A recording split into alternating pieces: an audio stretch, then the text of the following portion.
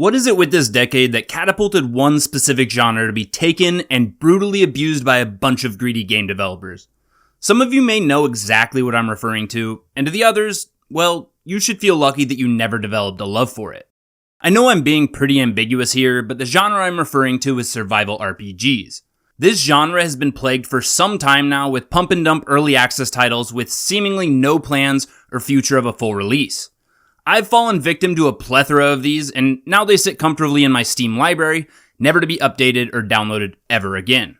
Now, that's not to say that every one of these titles wasn't enjoyable for a short time, but the reality is, it's the majority. I want to state up top here that this is just my opinion and experience with the genre, and I'm sure there are plenty of people who disagree, and that's fine. But today, I want to share with you a game that was worthy of my attention and kept me yearning for more, and that game is vrising. This game took all the aspects of a classic RPG, survival game, and dungeon crawler and wrapped them all together in what I think was the perfect blend. From the moment my friends and I purchased this game and began exploring its world, we knew this one was different in the best way possible. It has it all: steady progression, fluid design, and most importantly, an endgame. All good things take time, and with a little help from its community, vrising has finally unveiled a full-fledged release. Prior to this announcement, my friends and I jumped into this game not really knowing a ton about it, but being suckers for a new survival RPG experience, we took a chance on it and never looked back. Now, many of you may not be aware of this game at all, so I'd like to open up this video by explaining what vrising is all about.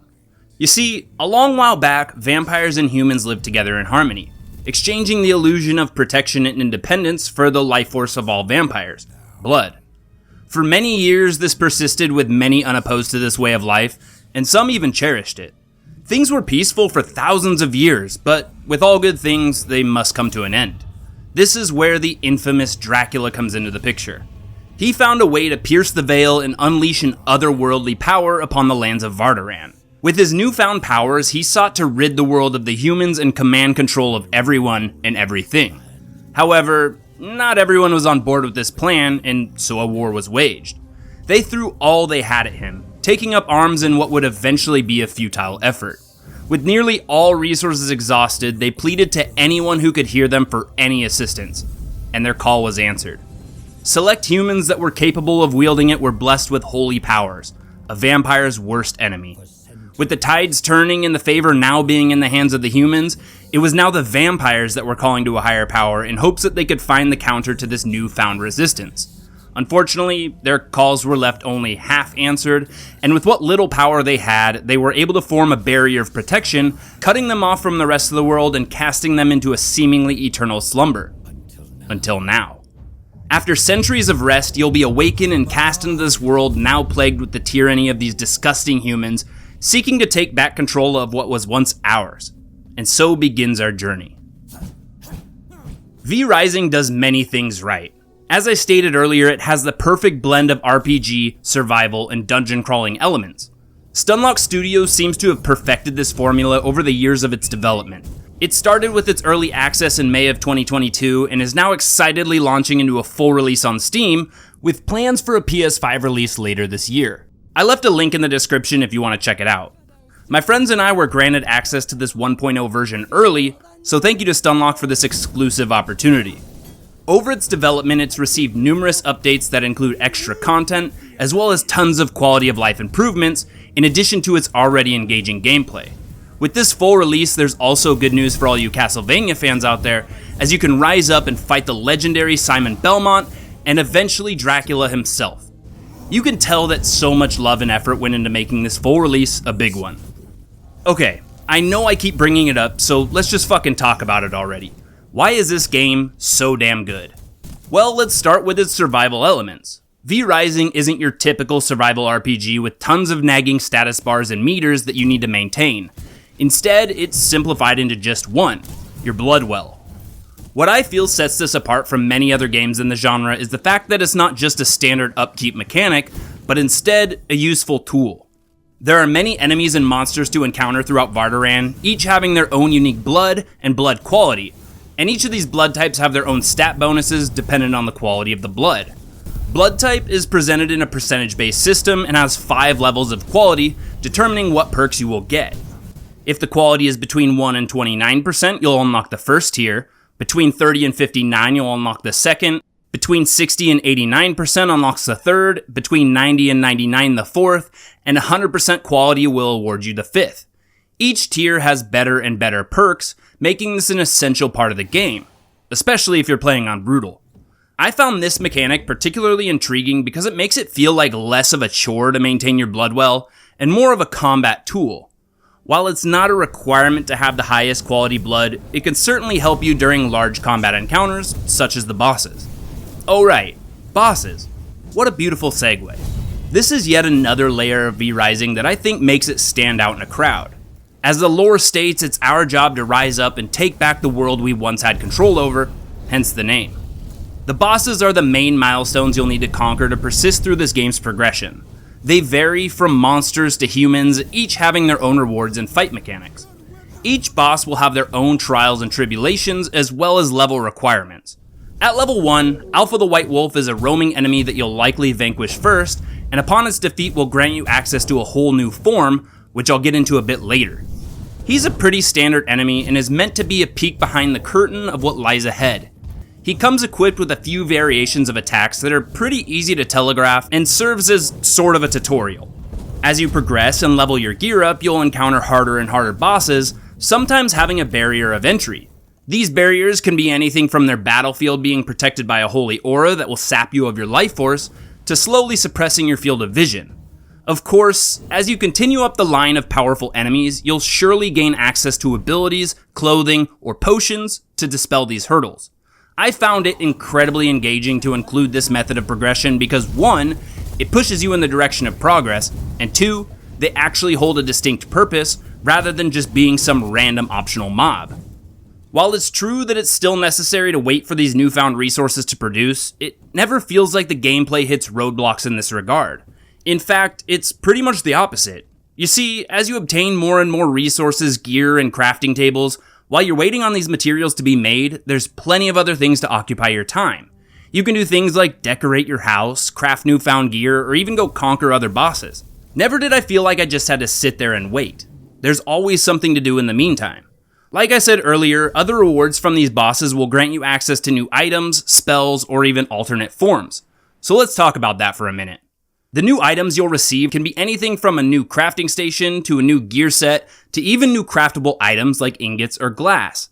These are meant to create a structured progression, not allowing you to cheese the game and obtain the best gear right out the gate, giving the player and enemies a sense of purpose. Not to say that there isn't any tedium within vrising. There are certainly times where you'll be out farming certain materials, but that's fairly rare until much later in the game, or if you decide to play with friends, as you'll be needing to craft in multiples. My biggest piece of advice for anyone new or looking into playing this game is to keep everything. I want to emphasize this further by stating why. The developers were incredibly smart and intentional in how they designed this progression. What may seem meaningless or insignificant will still be used in later stages of the game. Take plant fiber, for instance. This seemingly primitive item is used in so many ways, even way into the mid to late game. At first, it's really only used to begin crafting a few pieces of low-level gear, then it turns into a paper-making resource so you can learn more blueprints at the research desk and continue leveling up. Beyond that, when you move on to the mid-game, the paper becomes a resource for the production of scrolls, which is used at the study, earning you access to even higher level gear. And it doesn't stop there. This plant fiber is essential in production of coarse thread. Coarse thread has many uses, but most importantly, it's also used to make scrolls. Are you beginning to understand how even the most simple items and resources have longevity and are useful throughout the entire game? And yes, it's true that items like scrolls and paper will drop from enemies, but to acquire mass quantities, and trust me, you'll need lots, it's much faster to craft them.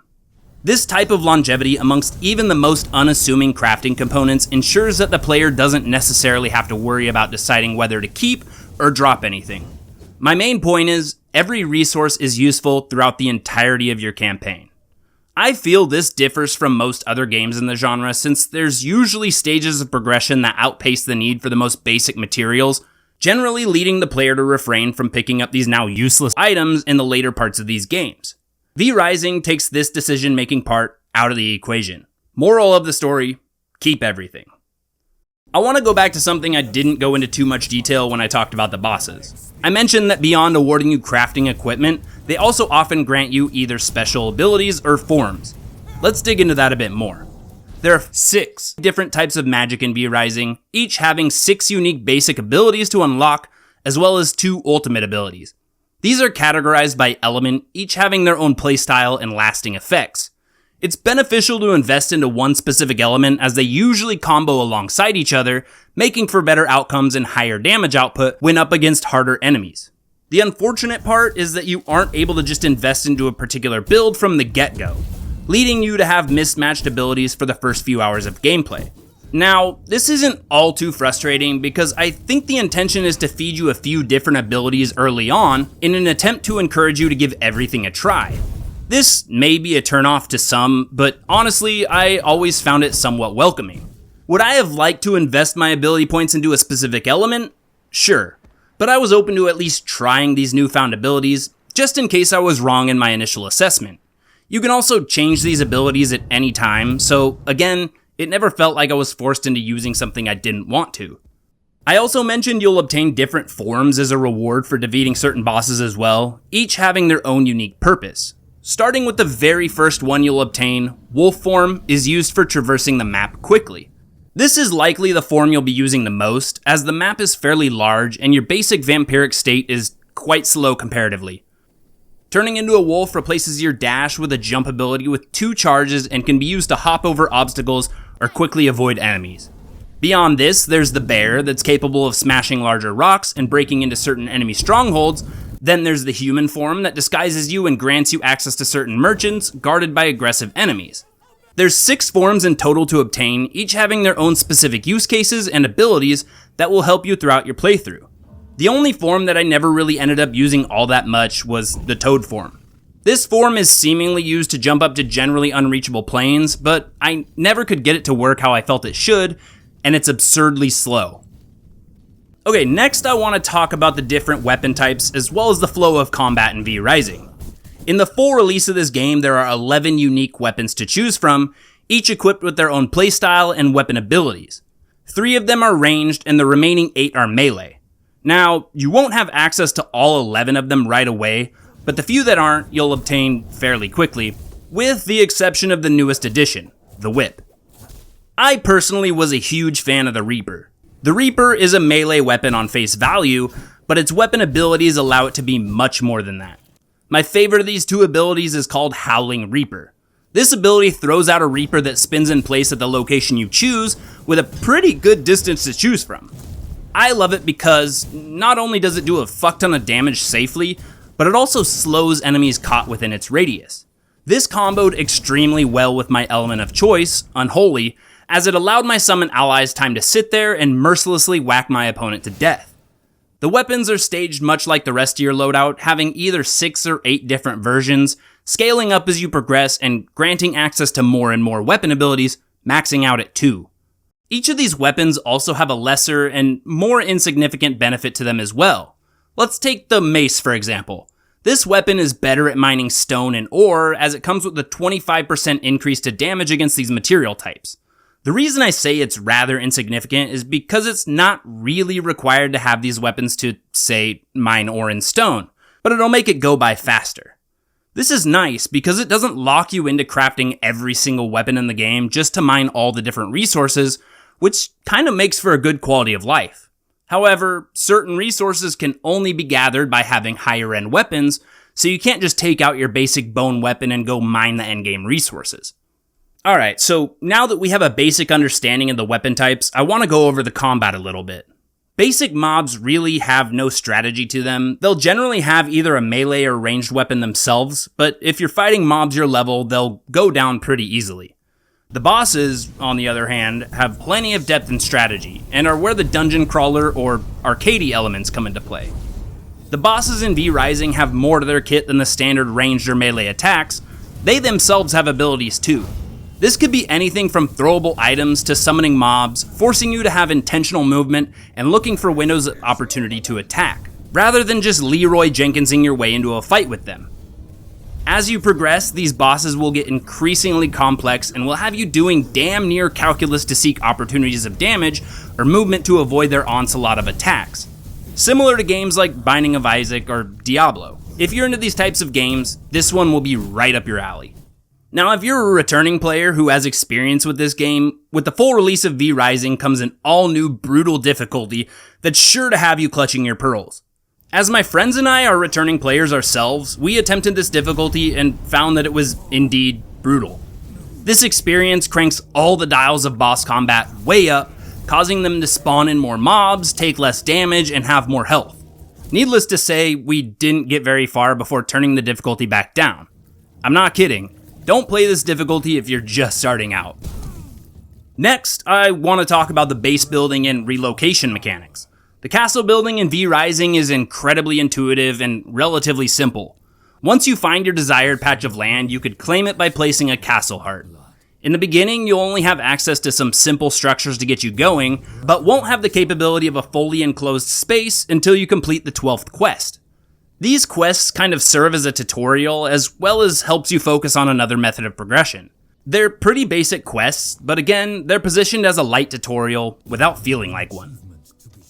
Back to the building mechanics though, there's a build menu that you can open up and select through all the structures you have unlocked at any given point. This can be anything from walls to decor to resource refinement. Once you've identified your desired structure, hovering over it will tell you exactly what you'll need to build it. As soon as you've collected all the required materials, you can then select and place it, using a phantom of the item as your indicator on the size and space required. Each refinement structure also has two metrics of improvement: speed and cost. To improve the speed of production, you'll need to enclose the structure in its own room. Doorways and windows will count as being enclosed, with the doorway not needing a door for the bonus to be granted. This will improve the speed of production by 25%. Now, to improve the cost of anything you want to refine from a specific structure, you'll have to outfit the enclosed room with its matching floor, which you can identify by either hovering over it in the build menu or interacting with the structure and navigating to the top of its inventory. This will cut the cost of any given resource by 25%, making both of these somewhat optional bonuses almost a requirement. These flooring types aren't usually just outright given to you though. You can earn them by lucky boss drops or researching them at either the research bench or the study. But what if you chose a base location in the starter zone and now you're a bit further into the game and want to move to another location? Well, lucky for you, with this 1.0 launch comes the Castle Relocation tool. This basically grants you the ability to find a new area, place the tool, and instantly transport everything you had from your old base into this new area. The downside is that you have to move everything from your old base to your new one. And if you wanted to have multiple castle locations, you need to level up your castle hard enough to do so. Okay, so that's cool and all, but what if I place something and it doesn't quite fit right or look good where it's at? Well, have no fear, because in vrising, you can pick up any item and move it seamlessly to your desired location. Okay, well, that's great and all, but what if I made my forge area too small, and now I have to expand it? Do I need to go gather all those resources again to expand my walls? Nope. All the materials for any destroyed structures will be refunded 100%, so you can renovate your castle at any point and not suffer any losses. I feel that this was such a good choice by Stunlock. I hated having to destroy structures in other games and either getting none or only some of my resources back. In vrising, that'll never be a problem. So with this being a vampire game and all, of course your biggest enemy is gonna be the sun. This is where the dynamic day and night cycle comes into play. Luckily though, the night cycle lasts longer than the day, with the day only lasting 8 of the 24 hours of in-game time. This equates to about 11 minutes and 15 seconds of real time for the night, and 6 minutes and 45 seconds for the day. This doesn't mean that you can't be out and about during the day cycle though. The workaround for this is to use your greatest ally, the shadows. You'll have about 4 or 5 seconds of being out in the sun before it really begins chomping the fuck out of your health. More than enough time to hop from shadow to shadow. During the day cycle, I like to use this time to work on the interior of my castle, decorating, gardening, or managing inventories. This dynamic cycle feels more than fair since you have almost double the amount of hours to roam around under the cover of darkness, searching for your next victim. With a lot of the positives of this game covered, I want to take the last bit of this video to talk about some of the things I think could be improved in vrising. I want to preface this by saying the positives far outweigh the negatives, and most of these are just personal gripes, but I'm sure they'll still be relatable regardless. Number one on this list has to be the damn dimensional inconsistencies between castle room size and the resource benches. Within a 2-tile section of your home, you cannot fit 2 production benches within it without running into issues.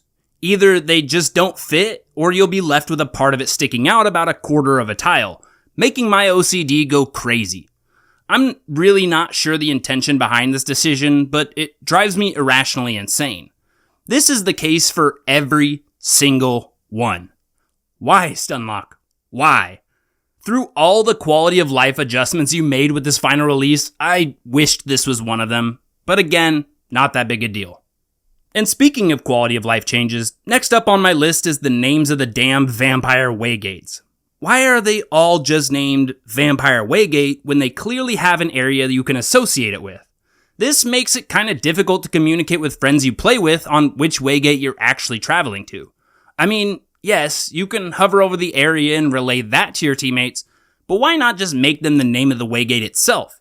Just kind of an odd choice in my opinion. Moving on to the third thing on my list, an interesting change that was made between early access and this official release is the fact that you can no longer interact with chests or drop bags in an alternate form. You see, before, you'd be able to hop into wolf form and scoot on over to your bag and pick it up, then get the hell out of there with speed on your side. Sadly, that's been taken away, and now it forces you out. It's not the end of the world, and I imagine this adjustment was made with PvP in mind. The last and final thing on my list has to be the state of brutal mode. Now, much of this has to do with my skill issue, but I still think it was a bit of a shortcut in terms of what it could have been. In an ideal world, I would have liked to see this higher difficulty be something along the lines of alternate attacks, differing from the base difficulties, alongside possibly a larger health pool. Instead, as I mentioned earlier, it gives them a higher health pool, damage reduction, and adds an abhorrent amount of mobs. This makes the fight feel way too chaotic and messy. It made me feel backed into a corner for the majority of every fight and oftentimes overwhelmed. I wasn't alone in this either. The other two I played with had the same sentiment. We reduced the difficulty after about the first 15 bosses and after constantly dying to the same boss 20 times over. And when you can't kill a boss with the highest equipable gear available, this will kill all momentum of progression. Again, this is partly a skill issue, but I think it could have been implemented slightly differently with better results. But I'd like to hear from y'all. How do you like brutal mode? Do you think it's a good implementation of a more challenging vrising experience? All in all, this game is still an incredibly fun experience and is made even more fun with a party of friends. I'm barely scratching the surface of everything I covered in this video because I really think you should experience them for yourself.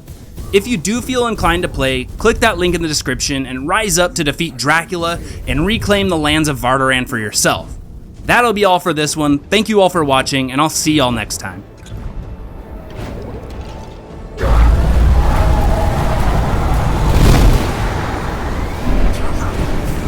Defeated by my own power. There could be no other way.